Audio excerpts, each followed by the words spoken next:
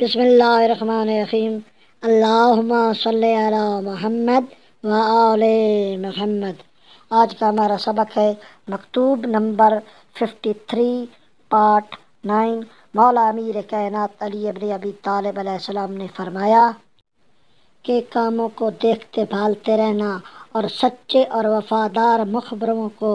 ان پر چھوڑ دینا، کیونکہ خفیہ طور پر ان کے امور کی نگرانی انہیں امانت کے برتنے اور رعیت کے ساتھ نرم رویہ رکھنے کی باعث ہوگی۔ خائن مددگاروں سے اپنا بچاؤ کرتے رہنا اور ان میں سے کوئی خیانت کی طرف ہاتھ بڑھائے اور متفقہ طور پر جاسوسوں کی اطلاعات تم تک پہنچ جائیں تو شہادت کے لیے بس اسے کافی سمجھنا، اسے جسمانی طور پر سزا دینا۔ ارے جو کچھ اس نے اپنے عہد سے فائدہ اٹھاتے ہوئے سمیٹا ہے اسے واپس لینا اور اسے ذلت کی منزل پر کھڑا کر دینا، اور خیانت کی رسوائیوں کے ساتھ اسے روشناس کرانا اور ننگ و رسوائی کا طوق اس کے گلے میں ڈال دینا۔ مال گزاری کے معاملے میں مال گزاری ادا کرنے والے کو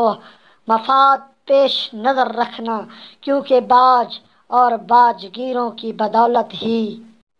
دوسروں کے حالات درست کیے جا سکتے ہیں۔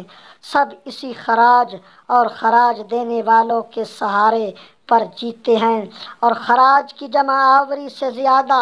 زمین کی آبادی کا خیال رکھنا، کیونکہ خراج بھی تو زمین کی آبادی ہی سے حاصل کیا جا سکتا ہے، اور جو آباد کیے بغیر خراج چاہتا ہے وہ ملک کی بربادی اور بندگان خدا کی تباہی کا سامان کرتا ہے، اور اس کی حکومت تھوڑے دن سے زیادہ نہیں رہ سکتی۔ اب اگر وہ خراج کی گراں باری یا کسی آفت یا گہانی یا نہری و بارانی علاقے میں ذرائع آبپاشی کے ختم ہونے یا زمین کے سیلاب میں گر جانے یا سرابی کے نہ ہونے کے باعث اس کے تباہ ہونے کی شکایت کرے تو خراج میں اتنی کمی کر دو جس سے تمہیں ان کے حالات کے سدھارنے کی توقع ہو اور ان کے بوجھ کو ہلکا کرنے سے تمہیں گرانی نہ محسوس ہو۔